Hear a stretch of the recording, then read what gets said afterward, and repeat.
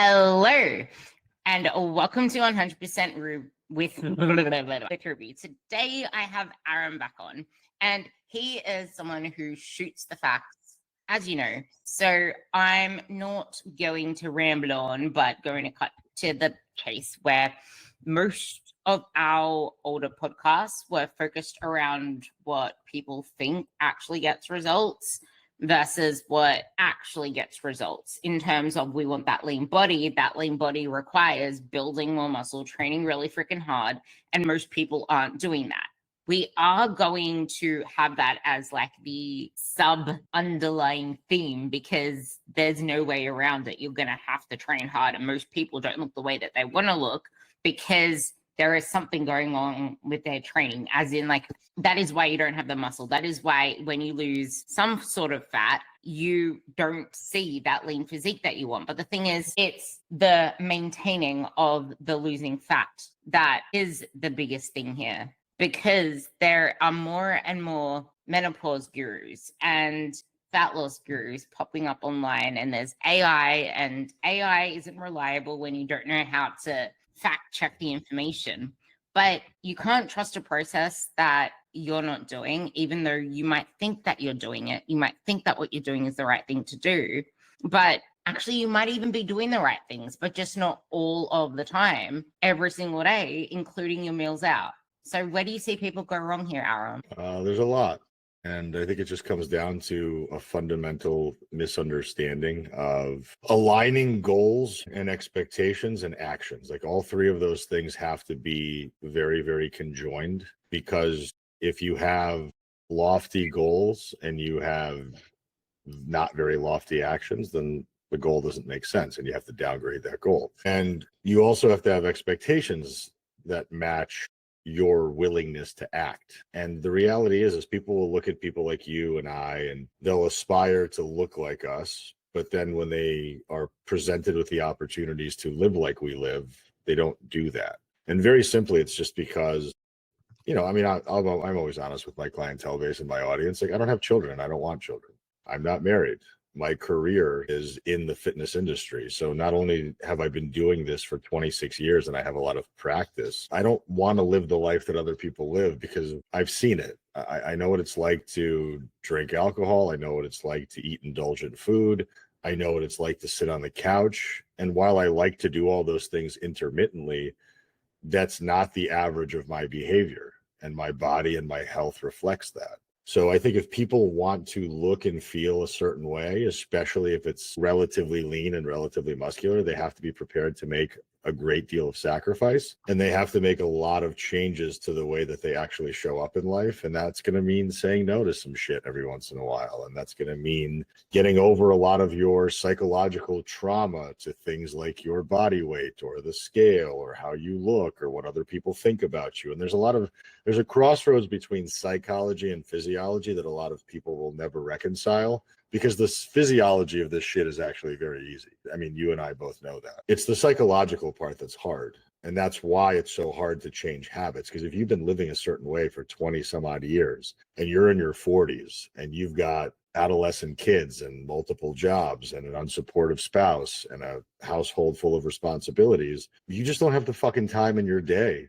to be in the gym for an hour, 4 days a week to get that toned physique. You don't have the calorie budget to fuck around on the weekends and eat whatever you want the way that you do, or to miss out on the bites, licks, and tastes that you don't account for throughout the week. And then on top of that, you sleep like shit. And now you're entering into perimenopause and menopause, where now hormones make life a lot harder to live and decisions harder to make. So all of this has to be considered. And it's not that people don't want it. I think people do. I don't think people wake up every day being like, oh, I can't wait to fuck up another day. I just think that people aren't prepared.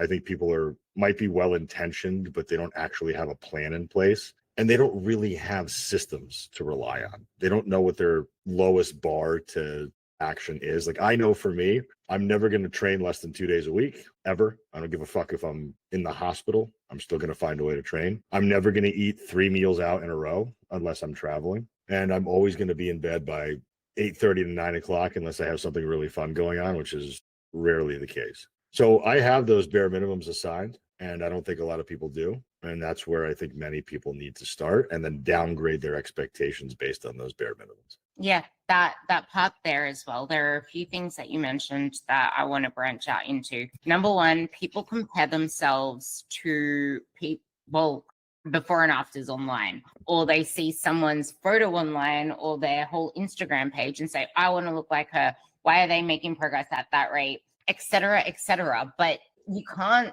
want people's results without understanding that their lifestyle does look completely different to yours. And before and afters are so misleading, and more you're seeing competitors, you're seeing the highlights. Even my partner said to me, because his coach is a comp prep coach, but well, not a comp prep coach, he's an all everything coach. But the only people that he really puts on his social media are those that are making massive results and competing. But he coaches, like his coach has 100-ish clients. Does he show them all? No. But you're seeing the highlights, you're seeing the people that are making the amazing changes, because that is what's going to grow someone's business. And the reality is that progress happens so freaking slow. In the reality of a real life of a mom who has kids, or someone who's juggling everything, like I might not have kids, but I'm juggling a billion gazillion things. And if you have ADHD like I do, everything is like 3 times what is actually on your plate in your head. So it's like, if you're trying to juggle all of that and you're struggling to make habits stick, you can't just expect to revolutionize everything overnight. So that's one thing you need to keep in mind. And there is nothing wrong with that either, because the more you keep trying to rush the process, the slower it's going to be, because you're going to keep fucking up and going back to a lower level than before. So that's the first thing. And that kind of feeds into you need to start where you're at. You mentioned something in there about the habits, the lifestyles, people are like, it's the emotional this, the emotional that. It's because you need to address those things that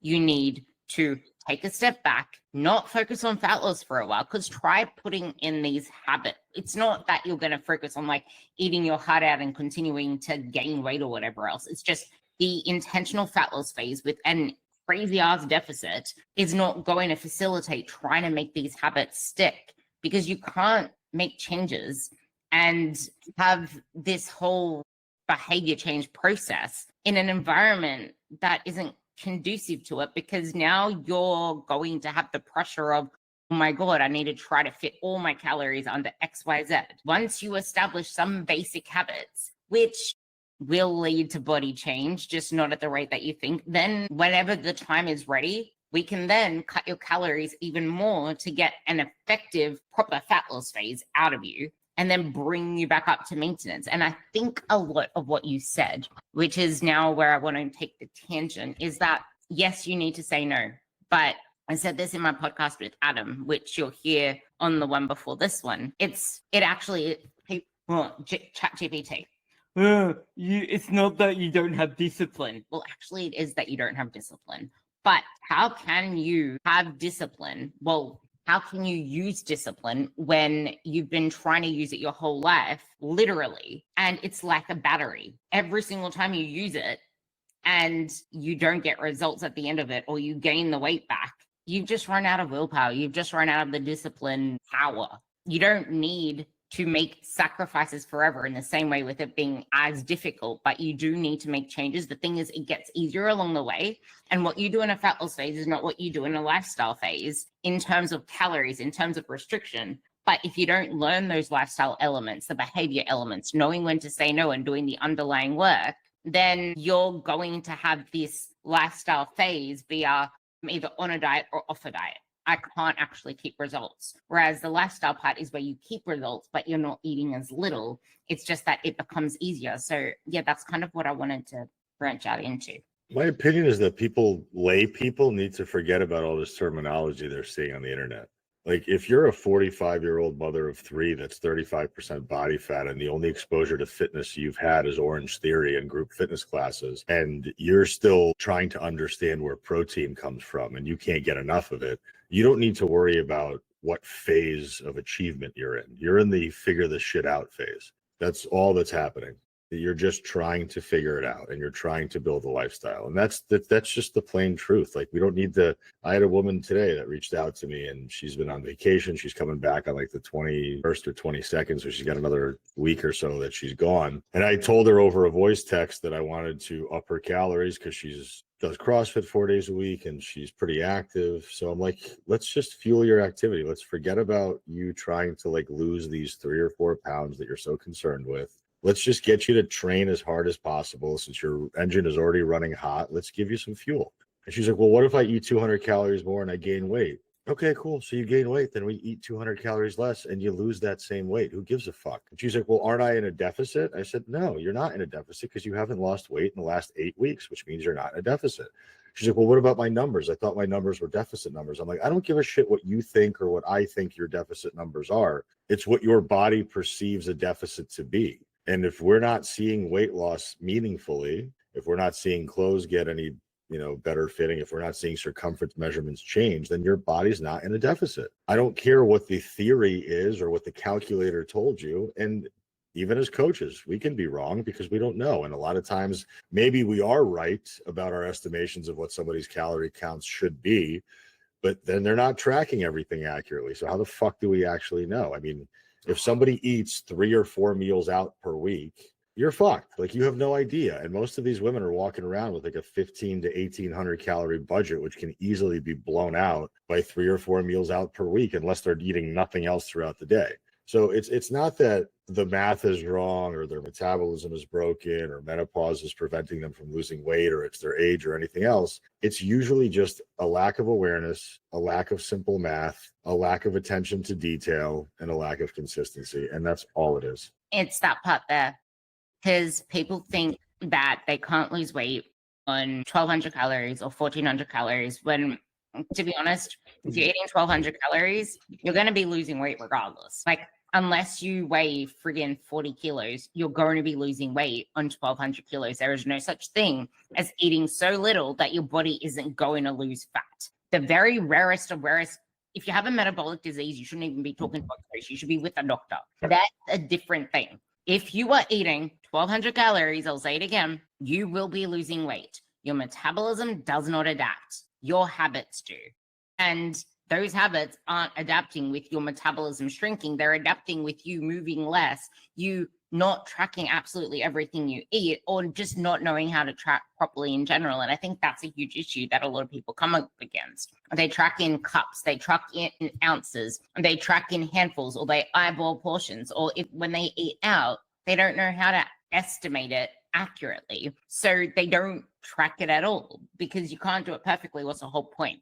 Same goes with when you want to go to a gym session. If you can't do a full session, you don't show up at all. And I think that is a part that we need to start to address a lot more, because then there's people on the internet. It's not just the phases. It's people saying, well, that's obsessive. Well, you shouldn't be able to track your meals out. You don't need to track your meals out because that, like, there's all different things that people say about that. That's disordered, as if you want to do that. I don't want to be able to track my meals out. And you feel shameful for wanting to change your body, or for, okay, well, if that's obsessive, then maybe I shouldn't do it. Or you start to have all these thoughts in your head. But if you don't even know what is in food, if you have no way of being able to apply skills to meals out, because you're going to eat out, there's going to be events, everyone celebrates some sort of thing in the year, you're not going to stick to a strict meal plan for the rest of your life. And if you can't, like, there's no such thing as a perfect plan if that plan can't be adapted, number one,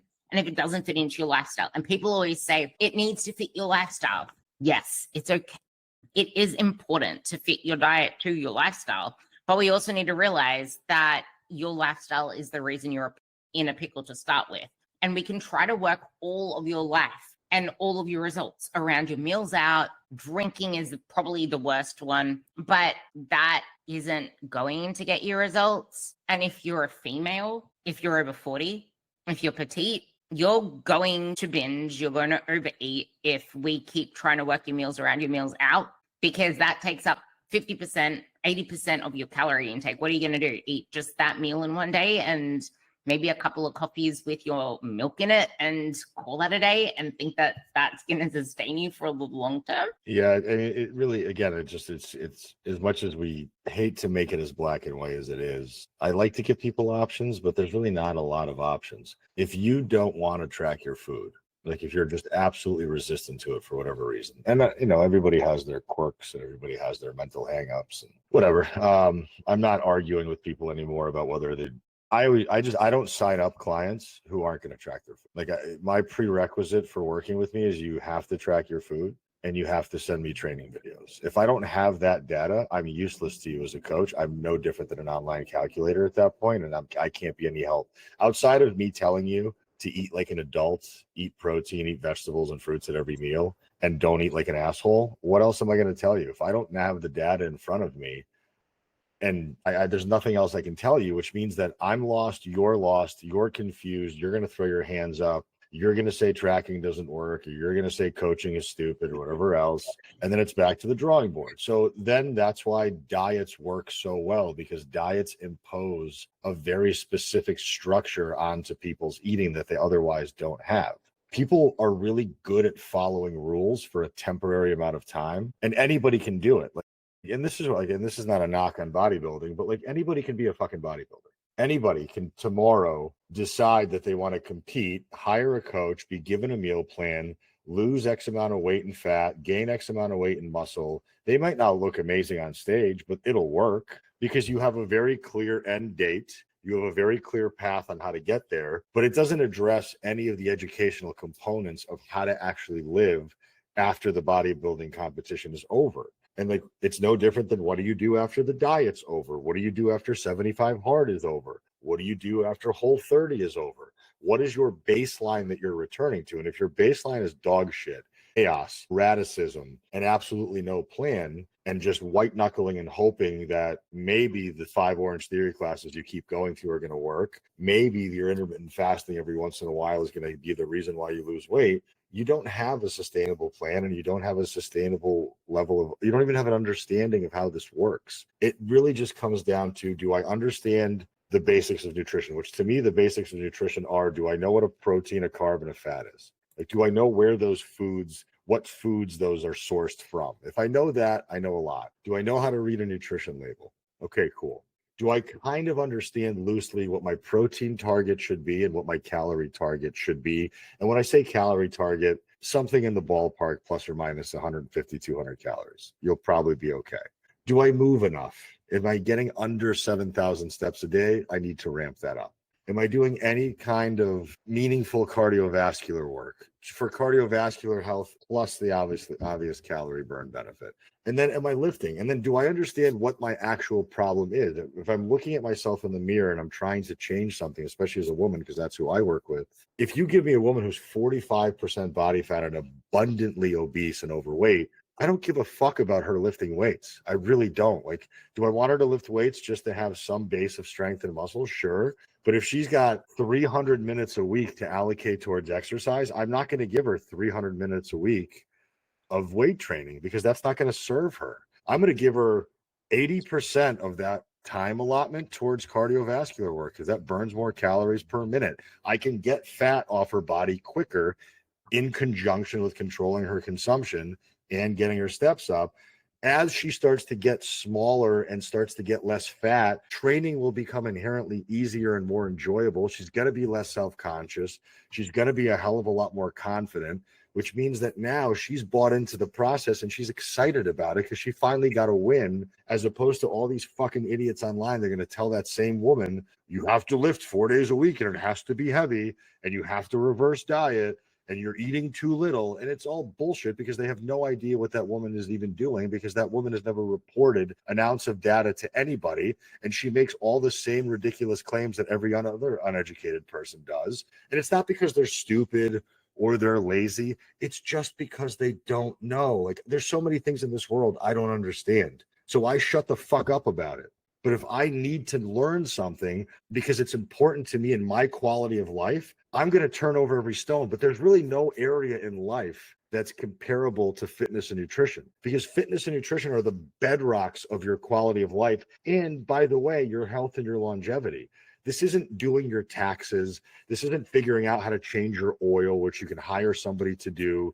This isn't cleaning your lawn, which you can hire somebody to do. You should understand the basics of your body because you're going to be in your body for 80 to 90 years. You should understand the basics of nutrition because you're eating food 3 times a day until you're dead. If you don't understand these things or even mildly interested in learning them, then you're going to have to rely on paying somebody for the rest of your life. Or you're going to have to just go from diet to diet, protocol to protocol. That's never going to last. It's funny. I was reading a relationship book that was talking about relationship to relationship. You know how in every single relationship, it's not like the fairy tale thing that you see online. It's not the fairy tale thing that you see in movies. There are things you're going to need to work through. There are going to be arguments. There are going to be there's going to be big issues, financial, children, whatever it is. If you don't work through this stuff, that's just going to keep popping up in the next relationship, That's the same with diets. If you're not willing to, as soon as you face resistance, learn to work through it, then you're just going to keep going from diet to diet to diet to diet, but you're never going to have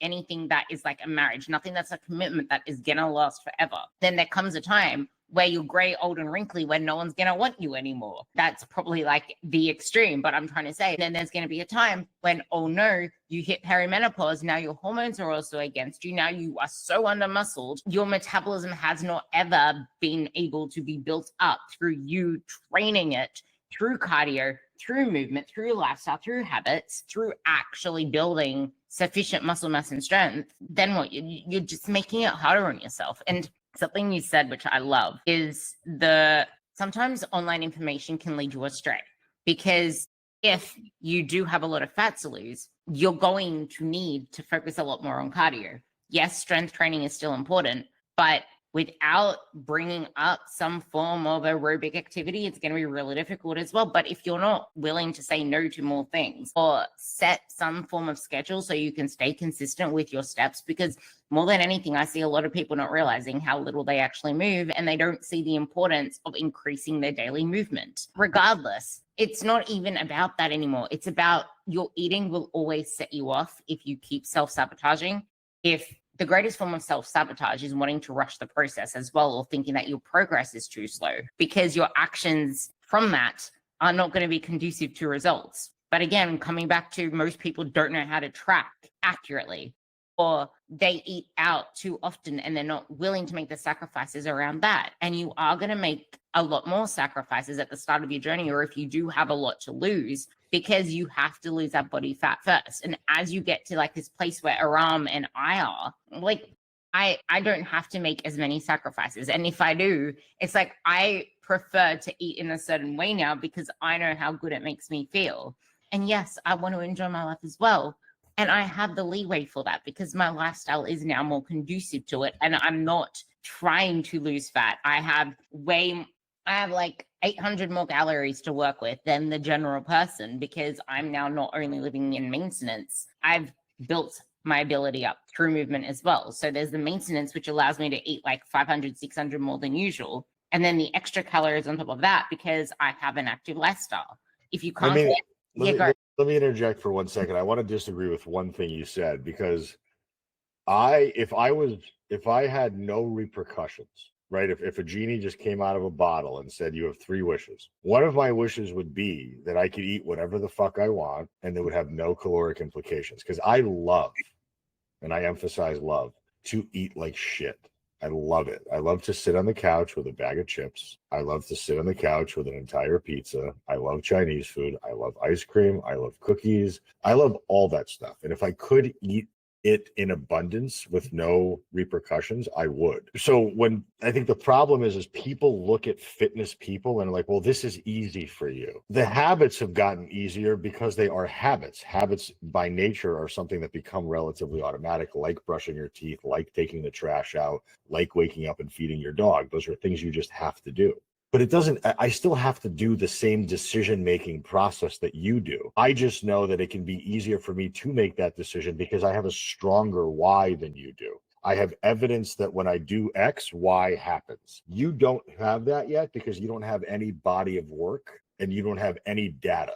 I have a body of work and I have data. I know, like after my event every single year, I mean, the last 3 years at least, I stopped tracking for the rest of the month. So whether it's in March or it's in April, basically the rest of the month, I don't track my food. And even sometimes the month after that, I start to eat out more. I start to order out more. I start to get more snacks. I start to be a little bit less compliant to my nutrition. I still train at the same frequency and the same intensity. So that doesn't change, but that doesn't really take care of the problem, because the second calories come up, intentionally or unintentionally, I start to get what women like to call fluffy. My definition in my body starts to go away a little bit. My body composition starts to visibly change. My digestive distress goes up. My mood starts to get a little more poor. My sleep starts to suffer. My cognitive function starts to suffer. And then the biggest thing that happens is I start to get to this place where I don't give a shit anymore, and I don't mind not giving a shit, because there's a level of misery that loves company, and you can sit on that couch and rot away with your bag of chips as your best friend, and your best friend is your Netflix show or the movie that you've seen 97 times that you're watching again.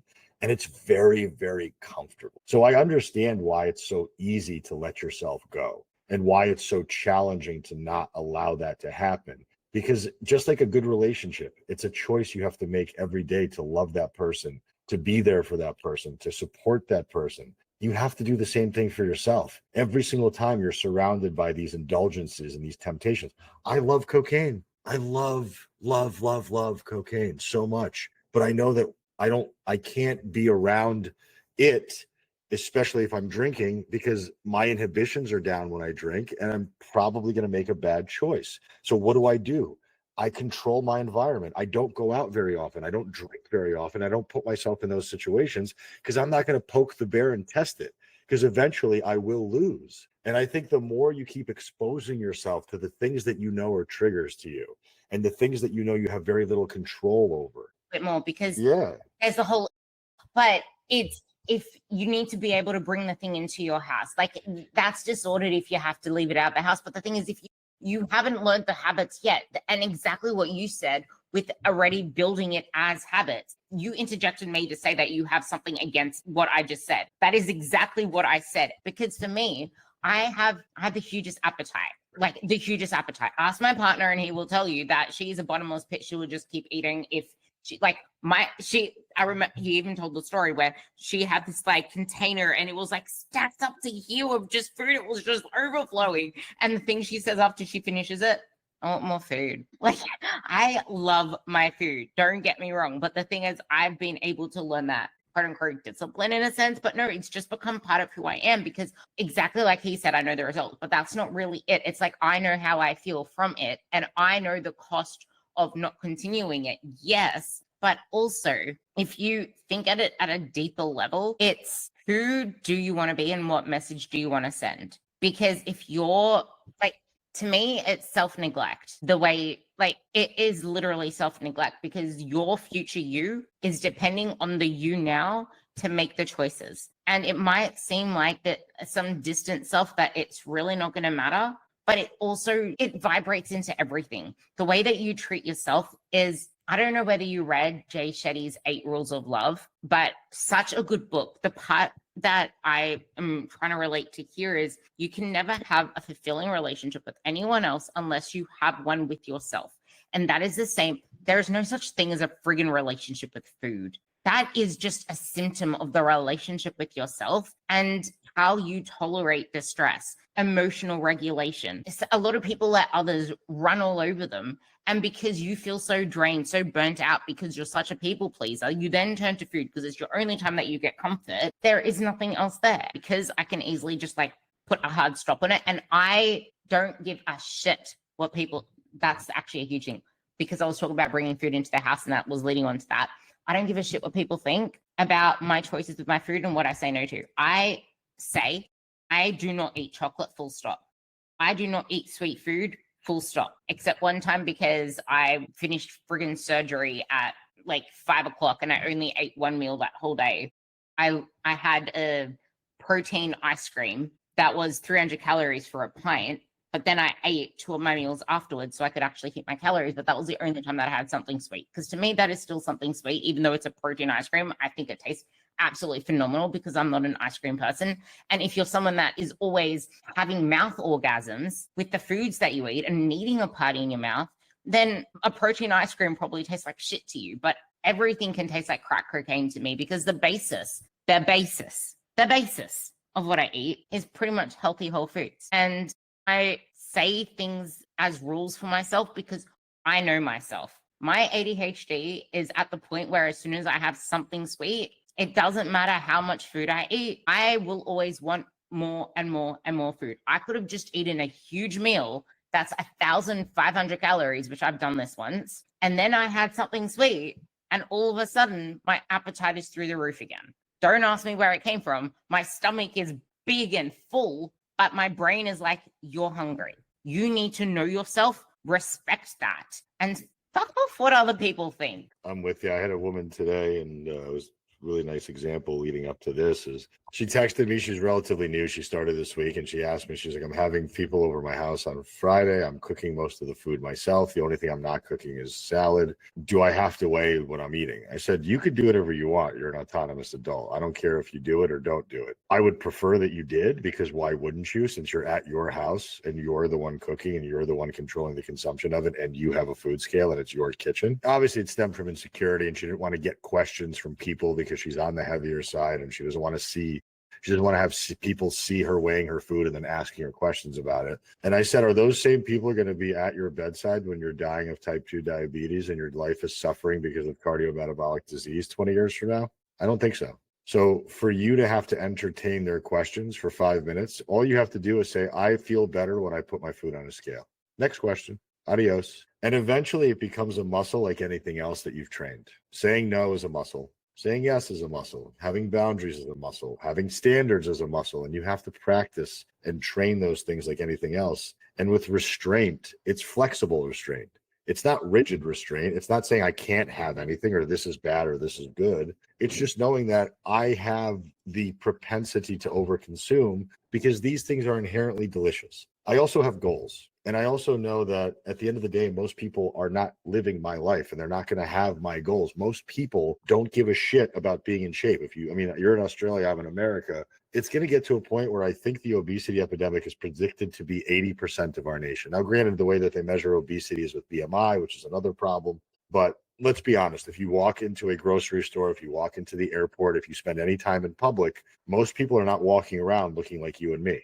And that doesn't make us special and them bad. It just is what it is because it's not easy to live this lifestyle. It's a very tough lifestyle to live because it requires you to act and do things that other people are not going to do. There's a reason why there's not a bunch of billionaires walking around, because that's a hard lifestyle to live. So all of these difficult, quote unquote, successful things that we do as people are going to put us in the 1% of the population. So that's why I tell everybody, you have to expect this to be a 2 to 5 year transformation process, at least. And even then, that's just to put a ballpark on it. But even then, it's going to have to continue weight for the rest of your life. So whatever you did, whatever you established as a habit to lose weight, to build muscle, to start feeling better, you're going to have to continue doing that through good and bad, through thick and thin, through shitty days and bad days and good days. And it's going to have to persist because the person who earned $1 billion has to maintain their habits to retain that $1 billion, or else they're going to lose it and spend more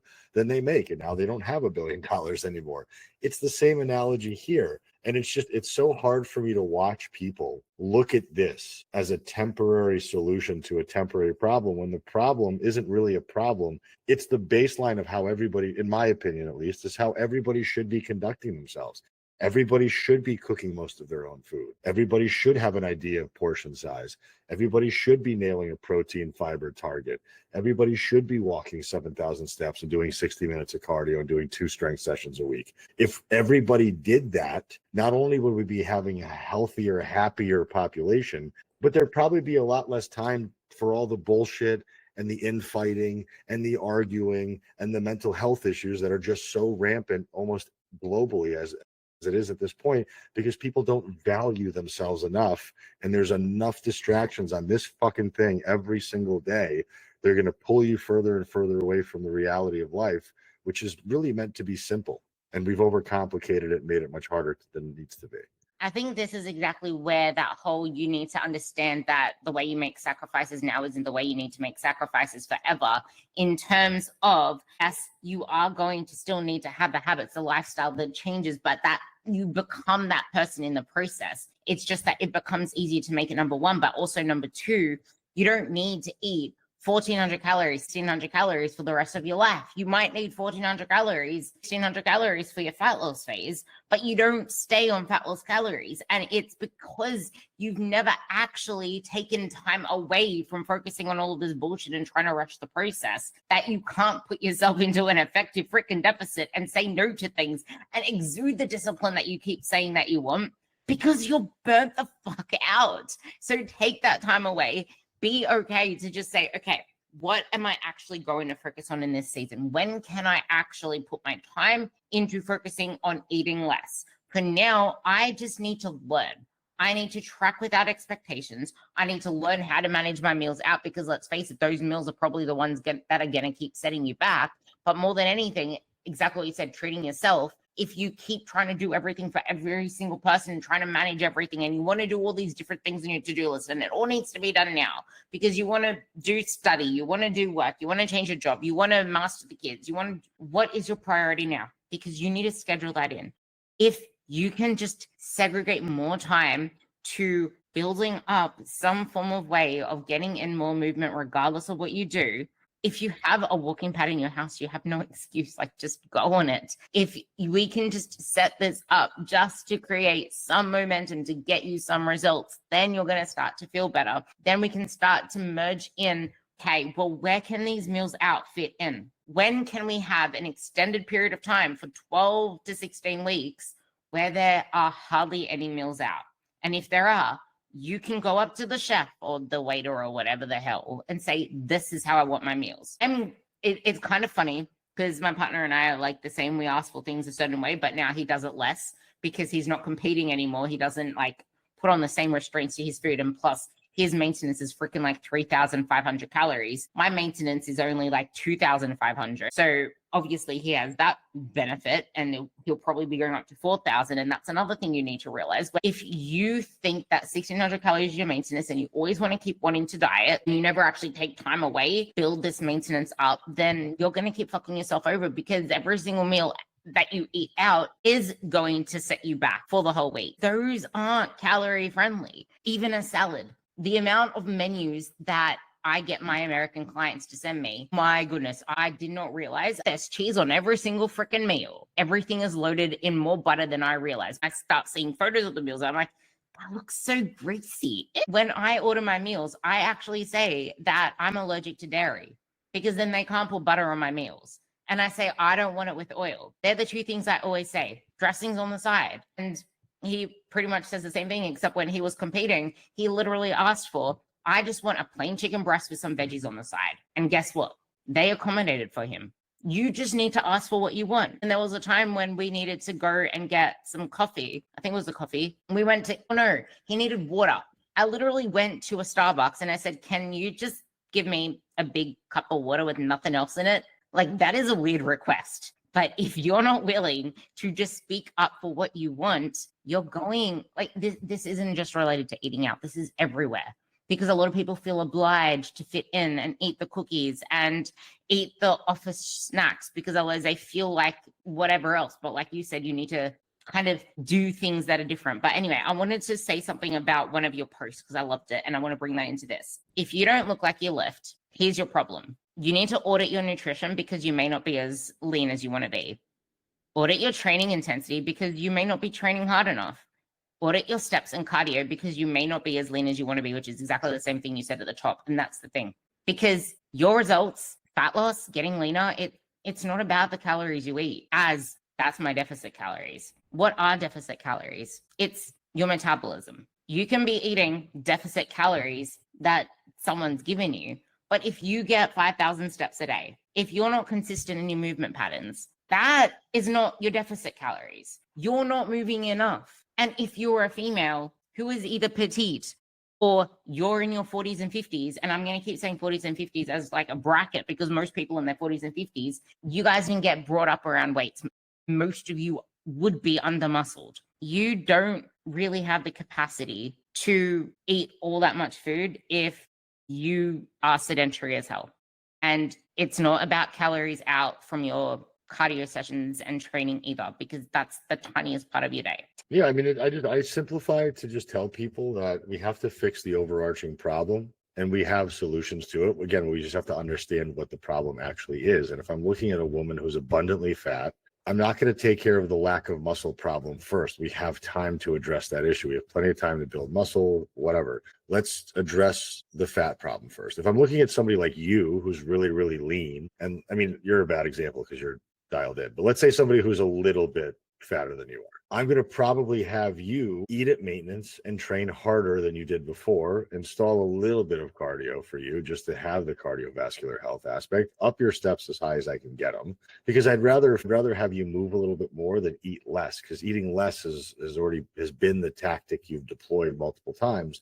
And we probably still have an opportunity to build muscle because most people don't train to failure. Most people don't give themselves enough training stimulus because they're, especially if they're in a class environment, they become a jack of all trades and a master of none. There's not a lot of direct exposure to actual muscle growth. It's not a bad way to at least get your foot in the door of exercise and fitness. But at some point, if you have especially like body composition, aesthetically based goals, most of the time the classes are going to run out of runway after about 6 to 12 months, if not sooner than that. So we have to really change our focus into something that's really more progressive overload based. We have to really emphasize the idea of trying to at least either increase weight or add another rep at the same weight. And we're doing this week over week. We understand what muscle we're working and why. We have a cadence of training that makes sense. We have enough volume built up over the course of a week, and we're consistent with it. It can't be like one week I have 5 training sessions,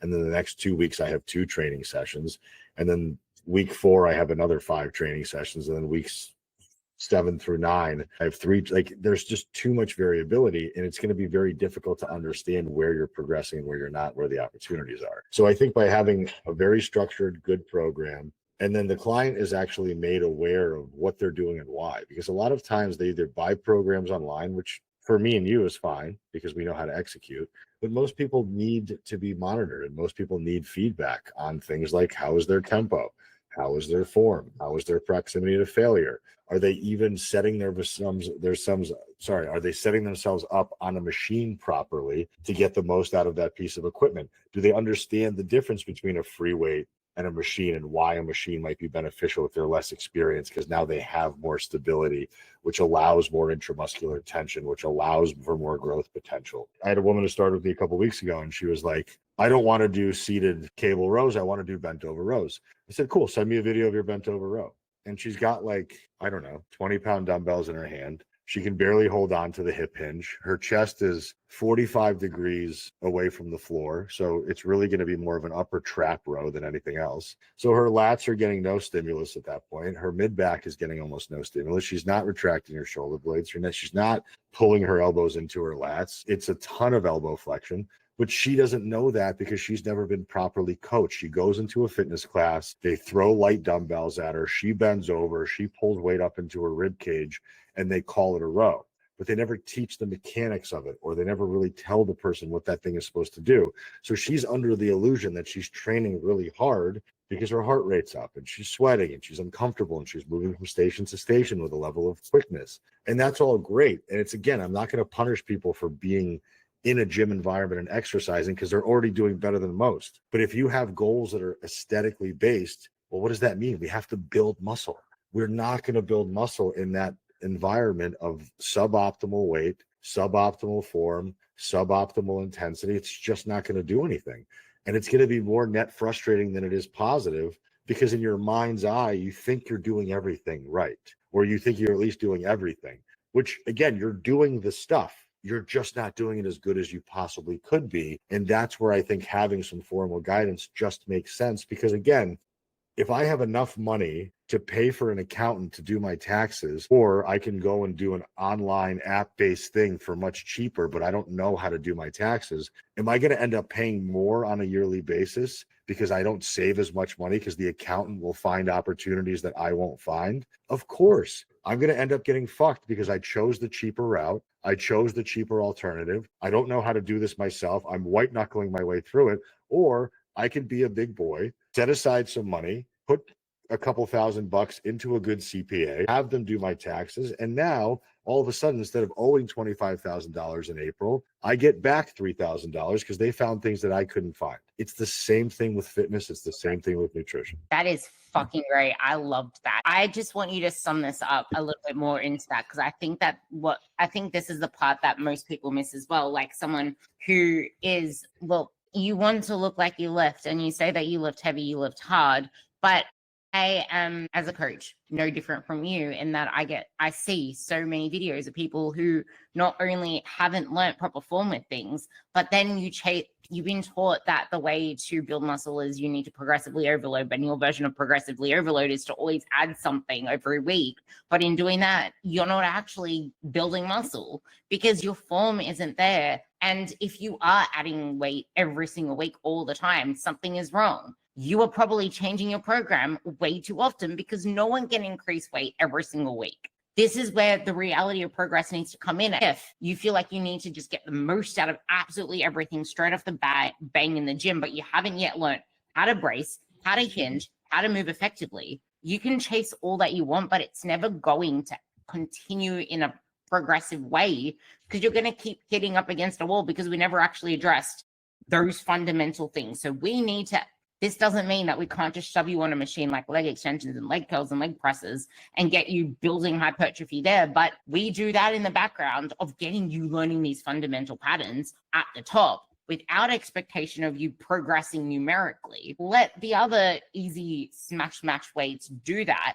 But yeah, take that away so you can tie it on a bow for someone who wants to look like they lift and they think it's a fat problem, but it's a muscle problem. I mean, you can see if it's a muscle problem. You know what I mean? Like, it's not hard to, whenever somebody signs up with me, I have them send me a picture of their the most recent picture they have available so I can see their body composition.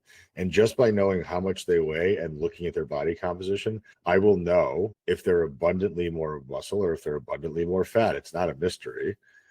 Like, muscle is very easy to see. Even under some fat, you can still see muscle protrude in certain areas. You'll see a little bit of a quad line between the hamstrings. You'll see a little bit of a roundness to the glutes. You'll see a tiny pop of a hamstring. You might see some shoulder coming out laterally at the top of the body. You might see a bit of a line in the shoulder. That's going to be indicative to me that, okay, cool, that person has a nice base of muscle. They lose 5-6 percentage points of fat, they're going to look like they're a hell of a lot leaner than they are. They're going to see all that muscle and they're going to be really happy. But if I look at your average, and I hate to say this because it sounds offensive, but it's that melted candle, schlubby, just sinewy look that looks like somebody has literally never been inside of a gym, period, and has just been kind of floating through life. That's most people. Again, if you just picture your average woman, no definition in the arm, basically a straight line with a lot of fat on it, or just abundance of fat and not a lot of muscle tissue definition, whatever. That's your average person. That person obviously needs to train. For them, they can go from they're probably training 0 days a week. So even if they go from 0 to 2, they're going to see a great level of progress in the first year because they have no stimulus exposure. But if you've already been exposed to submaximal stimulus, which is what I consider to be the class environment, you still have some newbie gain potential because you've never really tapped into that resource yet because you've always taken it to 70-80%. You've never really directly hit those muscle tissues accurate. I mean, unless you're doing bicep curls and leg extensions that are direct to those muscle parts. If you're doing compound lifts like rowing, like pressing, like squatting, like deadlifting inside of those class environments, you're never really training those movements heavy enough to get the benefit of those movements to build the muscle in those areas. And then it's just trying to solve whatever the overarching problem is. So that's why I tell people, be prepared for a 2 to 5 year commitment. Understand that by the time you get to where you want to be, you'll never look back. And eventually, when this does become a lifestyle, you're not going to micromanage these variables anymore. You're not going to get pissed off about linear progress not happening every week. You're not going to pay attention to the scale. You're not going to worry about meals out. You're not going to ask questions about whether you should track this or that. You're just going to do it because you know how. You no longer need guidance. And the only reason why you would have guidance is for the accountability piece in the community. And that's my hope for everybody that I work with, is I want you to be able to get a level of autonomy and a level of intelligence and a level of aptitude that allows you to block out the noise that you see on social media and in modern media. And you can just march to the beat of your own drum without anybody's advice or anybody's input. Exactly. I love all of this. And I hope you guys take a lot away from this, because we did address both elements of it. And you're going to fit into the second piece of this once you address the first piece, if you don't relate to the second part of this, because you need to realize that most people struggle to see progress, especially with this whole social aspect of things, is because you're so used to being restricted that every single meal out feels like it needs to be this high calorie meal, this indulgence, this treat yourself thing. But if you learn these fundamental practices, it becomes so much easier for you to see it as a lifestyle where you don't have to be perfect, where sometimes you might only get the last 2 days. I only did 2 exercises in the gym yesterday, and I did about 3 or 4 the day before because I just had not had time. But that is okay. Sometimes people would take those all as days off. But I'm like, I'd rather just get something done because I know I feel good for it.